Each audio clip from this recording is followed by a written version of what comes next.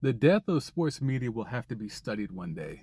And Batard and Stugotz are just the latest casualty. After 20 years of being together, Stugotz took the bag and ran because he was the number two. And oftentimes in sports media, especially with duos, whoever's the number two or whoever is the perceived number two doesn't want to be the number two. They want to be the number one. And this is a reoccurring theme, especially when it comes to duos, especially in sports radio. I've been in sports media for almost 20 years. The first half of my career was in sports radio, terrestrial radio to satellite radio. And I can tell you, it is a cutthroat business and industry. And watching Mike and the Mad Dog break up, and that was primarily because Chris Mad Dog Russo wanted to be a number one. He was perceived to be number two. That is not what he set out to be. Then you look at ESPN with Mike and Mike. Mike Greenberg did not set out to be a number two to anybody.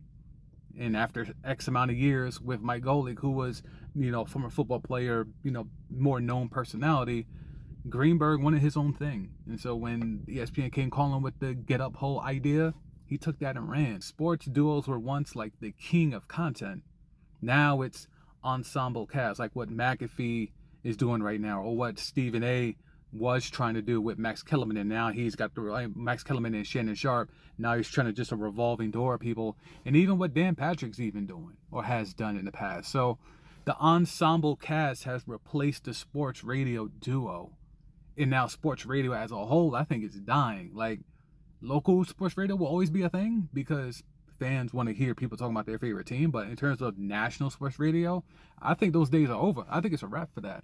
I think it will soon be a case where you're not going to see a lot of national prominent voices. There'll always be somebody just to fill the airtime, but in terms of big time personalities doing national sports radio, no, I think those days are done.